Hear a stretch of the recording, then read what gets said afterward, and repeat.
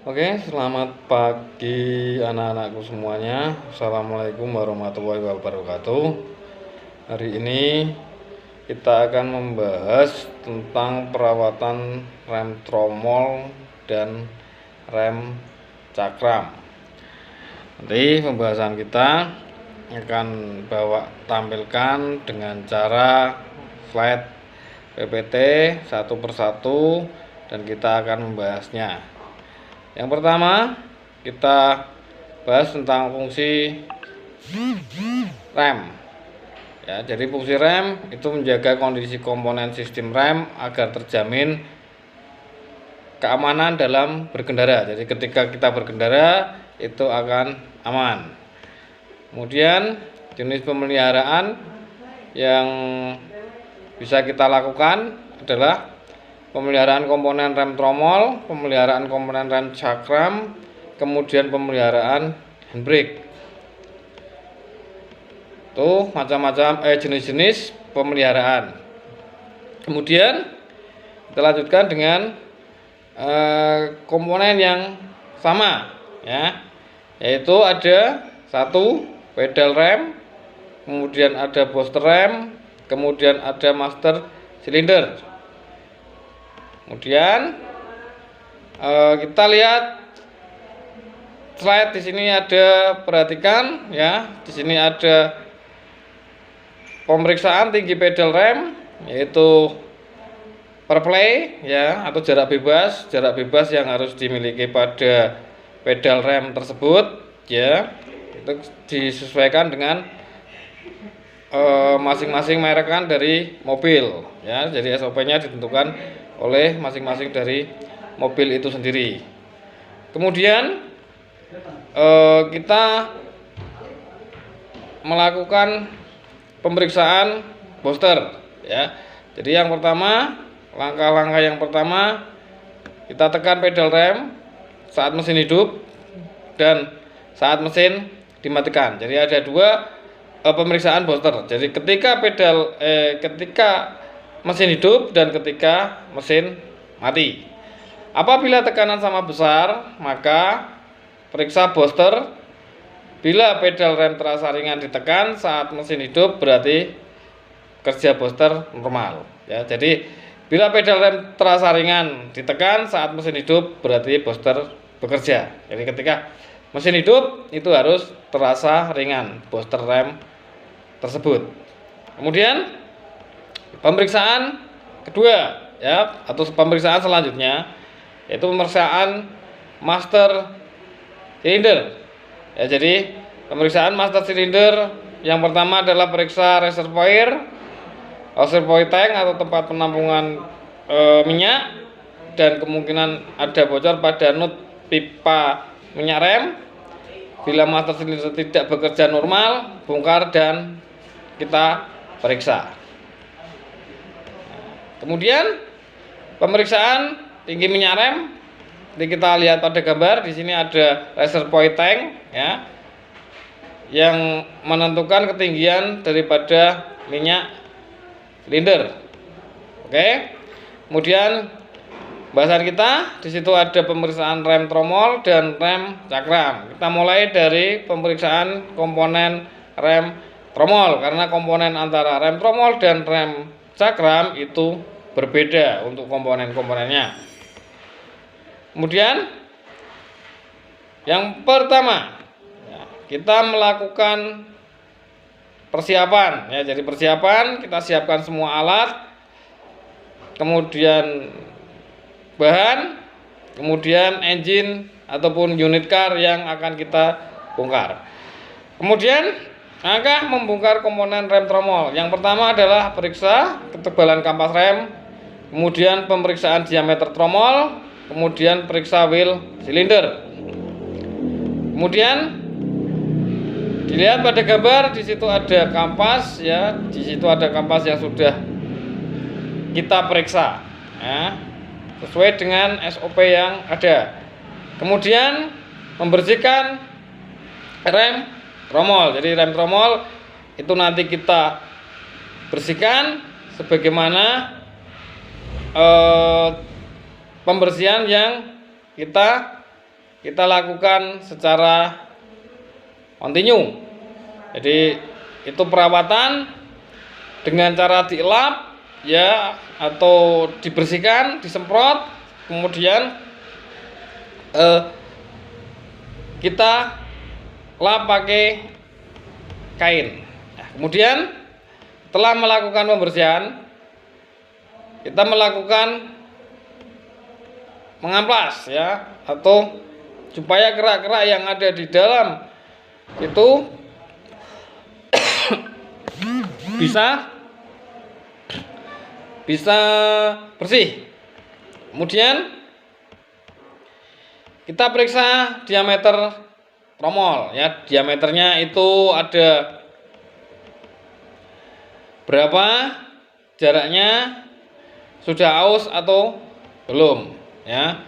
Kemudian pemeriksaan pegas rem. Jadi pegas rem itu nanti kita periksa ya, kita periksa pegasnya masih bisa bekerja tidak pegas tersebut. Kemudian awal ya, jadi awal kita tarik dengan menggunakan obeng, itu dia masih bisa berfungsi atau tidak untuk pegas pada rem tromol tersebut. Itu untuk pemeriksaan pada pegas rem tromol. Kemudian kita lanjutkan dengan penyetelan celah sepatu rem ya. Jadi penyetelan celah sepatu rem kita lakukan dengan cara ada usrot atau menggunakan SST ya. Jadi ada special tool ya. Jadi ada special tool yang dimana kita bisa menggunakan alat tersebut untuk digunakan untuk menyetel daripada celah dari sepatu rem, sehingga kita bisa mendapatkan ukuran yang sesuai dengan SOP ya, atau standar operasional prosedur dari pabrikan itu sendiri ya. Jadi sesuai dengan SOP-nya. Kalau itu Toyota ya berapa speknya, kemudian kalau Mitsubishi berapa, kemudian kalau Nissan berapa ya, sesuai dengan di buku yang ada. Kemudian celah sepatu rem kanan dan kiri harus sama ya. Jadi ketika terjadi perbedaan, maka nanti akan pengeremannya akan berbeda ya. Jadi celah sepatu rem kanan dan kiri harus sama. Jika berbeda, maka pada saat dilakukan pengereman, kendaraan akan membanting ke salah satu sisi. Keausan ban juga tidak akan sama. Jadi akibatnya apabila penyetelan kanan dan kiri tidak sama, maka keausan ban juga tidak akan sama. Kemudian kita lanjutkan penyetelan sepatu rem ya. Jadi seperti tadi sudah disampaikan, di sini ada gambar dari penyetelan kita menggunakan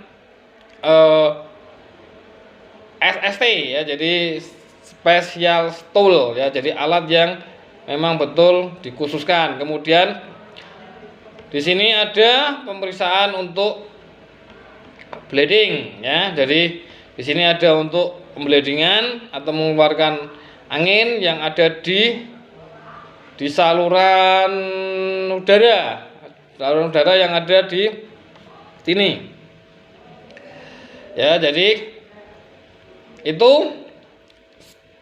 urut-urutan penyetelan daripada setelah sepatu rem. Kemudian kita masuk ke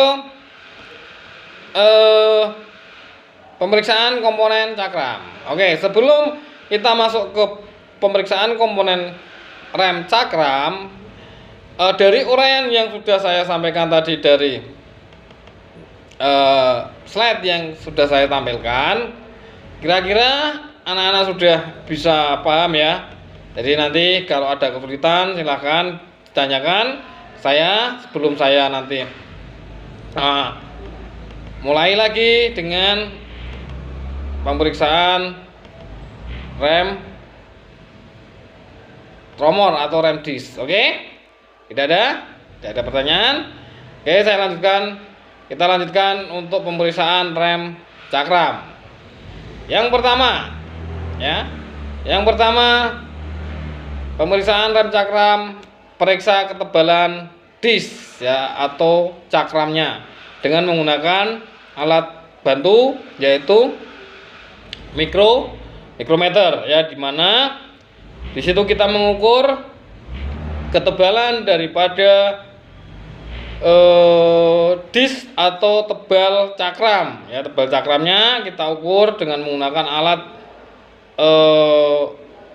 mikrometer supaya kita mendapatkan ukuran yang presisi ya, sesuai dengan SOP daripada pabrikan mobil itu sendiri ya. Jadi itu.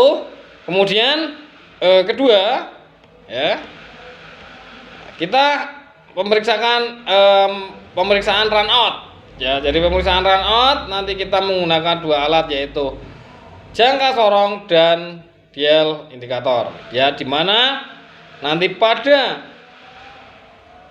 disk ini kita ukur dengan menggunakan run out sehingga nanti akan mendapatkan keolengan ya. Keolengan akan kita ketahui berapa keolengan yang ada di disk tersebut ya, sehingga nanti kita bisa melakukan perbaikan ataupun nanti kita ganti untuk disk flatnya atau cakramnya. Kemudian langkah selanjutnya pemeriksaan rem cakram ya. Periksa pada rem terutama jika indikator keausan sudah berbunyi. Jadi di kampasnya itu sudah aus sehingga nanti indikator itu akan berbunyi ya. Jadi indikator yang ada di rem akan berbunyi ketika ketika ada keausan ya. Kemudian oke, kita lanjutkan. Jadi kita masuk ke pemeriksaan tebal pad atau tebal kampas rem yang harus kita periksa secara berkala. Kemudian kita memeriksa preload ya, atau preload dengan menggunakan ketegangan, ditarik nanti berapa kilo hasil yang dihasilkan oleh alat yang kita pakai. Oke. Kemudian setelah semua pemeriksaan rem tromol dan rem cakram kita selesai, kita masuk ke pemeriksaan tuas handbrake atau pemeriksaan rem tangan yang berfungsi. Rem tangan berfungsi untuk menghentikan mobil ketika kita pada posisi parkir hingga mobil tidak bergeser ataupun berjalan dengan sendirinya. Jadi tetap komponen tuas handbrake ini atau komponen rem tangan butuh untuk kita rawat secara berkala. Yang pertama, periksa indikator yang ada di dashboard ya, yang ada di dashboard ketika handbrake kita pakai, maka indikator yang ada di indikator akan menyala. Sehingga nanti ketika mobil akan berjalan, handbrake kita turunkan, maka indikator yang ada di sini akan mati. Jadi indikator ini berfungsi memberikan kemudahan kepada pengendara untuk melihat posisi rem tangan pada posisi on apa posisi off, sehingga tidak terjadi kesalahan ketika mobil itu berjalan. Kemudian komponen-komponen yang sudah saya sampaikan ya, dari rem tromol, rem cakram, kemudian rem handbrake sudah saya sampaikan semua ya. Jadi kalau ada pertanyaan silahkan tanyakan. Kemudian di bawah sini ada soal-soal yang bisa kalian kerjakan ya. Jadi nanti tugas dari saya, silakan dikerjakan soal-soal di PPT ini dengan ditulis soalnya, kemudian langsung dijawab jawabannya. Oke. Kemudian untuk teman-teman yang untuk anak-anak semua yang belum paham, nanti bisa klik di link di YouTube yang nanti akan saya bagikan setelah video tentang perawatan rem tromol dan rem cakram secara kontinu. Itu saya upload atau saya selesaikan ya videonya ini tentang perawatan rem tromol itu dan rem cakram itu sudah selesai. Itu nanti link YouTube saya akan saya bagikan di grup kelas masing-masing. Mungkin itu saja materi yang bisa saya sampaikan pada kesempatan kali ini ya. Jadi silahkan nanti kalau ada pertanyaan silahkan bisa langsung disampaikan, dan selamat mengerjakan tugas yang sudah saya berikan. Oke, pertemuan hari ini saya cukupkan sekian. Selamat siang dan wassalamualaikum warahmatullahi wabarakatuh.